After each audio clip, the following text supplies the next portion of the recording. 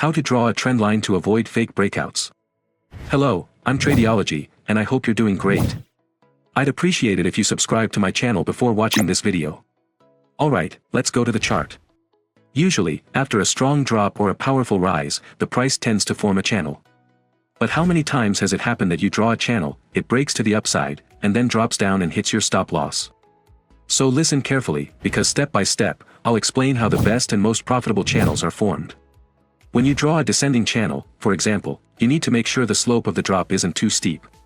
If the channel you're drawing has a steep slope, it's very likely that the breakout won't actually lead to a price increase, and the price will fall from key levels.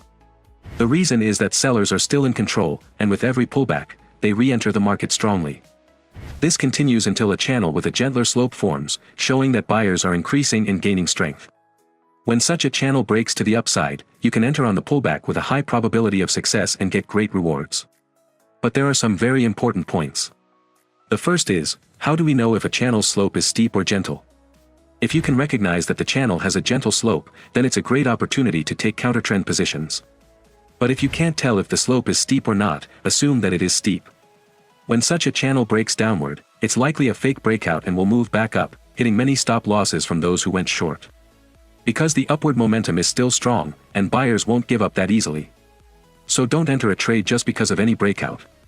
The next important point is, if you're looking for a channel breakout, draw a key and valid level on the higher time frames, the way I taught in the multi-timeframe videos, and wait for the price to reach that level. When a gently sloped channel touches a key level, there's a high chance the price will reverse. Just wait for the channel to break downward and then enter on the pullback.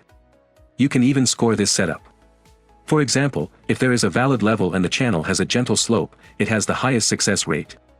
If there's a valid level but the channel's slope is steep, the setup is still valid, but has a lower entry score.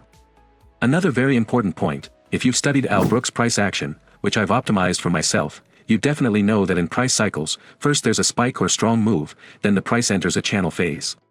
But it's not that simple. The price doesn't just reverse easily, especially when the slope is steep. According to this method, after a spike, a narrow channel forms that has a lot of strength, and you shouldn't trade against it. Because on higher time frames, this movement still looks like a spike, and that means strength. When this channel breaks, don't rush to take counter-trend positions. Because the next phase, the broad channel, is likely to form, and trading within this phase requires some experience. In this phase, if you're looking for a breakout, I think you can perform much better, because everything is in place and you'll have a broader view to trade. As you can see, Al Brooks' method also confirms that during the narrow channel phase, you shouldn't go against the trend just because of a breakout. On the contrary, you should wait for good candles at good levels to enter in the direction of the spike.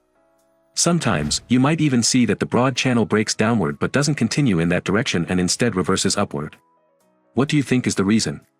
The honest and more important answer is that the market moves based on probabilities, and we need to adapt ourselves to it. Being aware of this, we can also consider analytical reasons if they exist.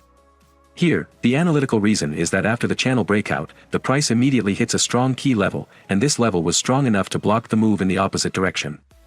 These are the exceptions and gray areas of every technical strategy that no one talks about, but I want to speak honestly about them in my videos. You can only trade well and profit from a strategy when you know it won't always work and won't always make you money. But doing this strategy over the long term can lead you to profit. And it's your consistency and effort in properly executing the strategy that will eventually get you where you want to be. So in this video, I explained which types of channels are suitable for trading and which ones are absolutely not valuable for trading against the trend.